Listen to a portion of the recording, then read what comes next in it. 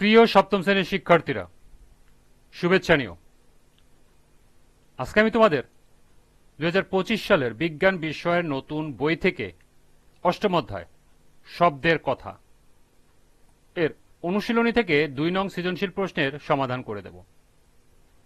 প্রথমে তোমাদের বলবো, যারা আমার চ্যানেলটি সাবস্ক্রাইব করো নাই তারা আমার চ্যানেলটি সাবস্ক্রাইব করবে এবং আমার সাথে থাকবে।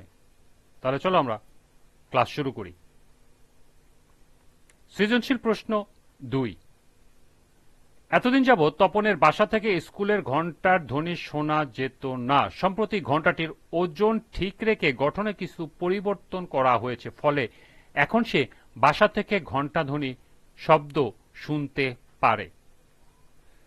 প্রথম প্রশ্ন, সুশ্রাব্য শব্দ কি? দ্বিতীয় শব্দ, বাঁশের বাঁশির নলের দৈর্ঘ্য কম হলে শব্দের তীক্ষ্ণতার কিরূপ পরিবর্তন আসবে? তৃতীয় প্রশ্ন, স্কুলের ঘণ্টাধ্বনি তপনের কানে পৌঁছার কৌশল বর্ণনা করো। এবং সর্বশেষ প্রশ্ন, ঘণ্টায় কোন ধরনের পরিবর্তনের কারণে তপনের বাসা থেকে এখন ঘণ্টার ধ্বনি শুনতে পায়? উপযুক্ত কারণ সহ ব্যাখ্যা করো।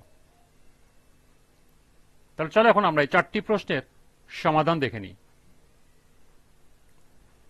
প্রথম প্রশ্ন ছিল, সুশ্রাব্য শব্দ কি? যে সকল শব্দ শুনতে ভালো লাগে, সুখকর, মধু ও আনন্দদায়ক তাদের সুশ্রাব্য শব্দ বলে। দ্বিতীয় প্রশ্ন, বাঁশের বাঁশির নলের দৈর্ঘ্য কম হলে শব্দের তীক্ষ্ণতার কিরূপ পরিবর্তন আসবে? বাঁশের নলের দৈর্ঘ্য কম হলে শব্দের তীক্ষ্ণতা বৃদ্ধি পায়, অর্থাৎ শব্দ আরো উচ্চ স্বরযুক্ত ও তীক্ষ্ণ হয়। বাঁশির শব্দ উৎপন্ন হয় নলের ভিতরে বাতাসের কম্পনের মাধ্যমে। ফু দিয়ে বাঁশির নলের বাতাস ঢুকিয়ে কম্পন সৃষ্টি করা হয়।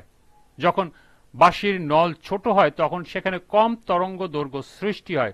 কম তরঙ্গ দৈর্ঘ্য মানে উচ্চ কম্পন সংখ্যা বা ফ্রিকোয়েন্সি, আর ফ্রিকোয়েন্সি যত বেশি তত তীক্ষ্ণ ও উচ্চ স্বরযুক্ত হয়।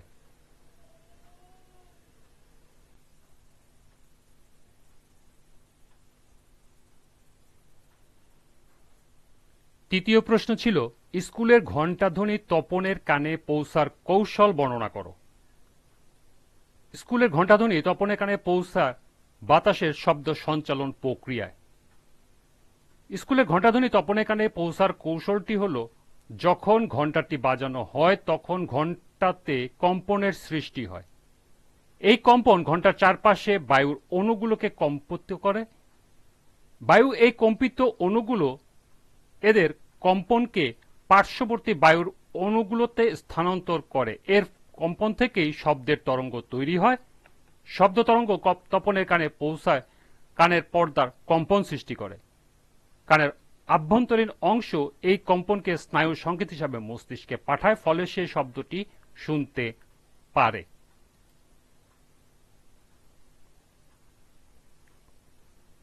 সর্বশেষ প্রশ্ন ছিল, ঘণ্টায় কোন ধরনের পরিবর্তনের কারণে তপনের বাসা থেকে এখন ঘণ্টার শব্দ শুনতে পায়? উপযুক্ত কারণ সহ ব্যাখ্যা করো। তপনের বাসা থেকে আগে স্কুলে ঘণ্টাধ্বনি শব্দ শোনা যেত না, কিন্তু এখন ঘণ্টার ওজন অপরিবর্তিত রেখে গঠনে কিছু পরিবর্তনের ফলে সে বাসা থেকেই শব্দ শুনতে পাচ্ছে। ঘণ্টাটিকে পিটিয়ে পাত করা হয়েছে। আগে পুরু থাকায় এতে আঘাত করলে এটি কম কাঁপত, ফলে শব্দের তীক্ষ্ণতা কম হতো। পরে পাতলা করায় এটি বেশি কাঁপতে পেরেছে। ঘণ্টার পুরুত্ব পাতলা করার ফলে এর কম্পন দ্রুততর ও স্পষ্ট হয়েছে। এতে উৎপন্ন শব্দের ফ্রিকোয়েন্সি বৃদ্ধি পেয়েছে, ফলে শব্দ আরো তীক্ষ্ণ বা উচ্চ স্বরযুক্ত হয়েছে, আরো তীব্র বা জোরালো ও শক্তিশালী হয়েছে, যার ফলে ঘণ্টা থেকে উৎপন্ন ধ্বনি এখন আরো তীক্ষ্ণ, উচ্চমাত্রার ও দূর অবধি শোনার উপযোগী হয়েছে। পূর্বের ঘণ্টায় দুর্বল শব্দ হয় তা তপনের বাসা পর্যন্ত পৌঁছাতে পারত না। ঘণ্টার গঠন পরিবর্তনের ফলে শব্দ তরঙ্গ এখন আরো বেশি শক্তি নিয়ে দূরত্ব অতিক্রম করছে এবং তপন এখন ঘণ্টার শব্দ শুনতে পায়।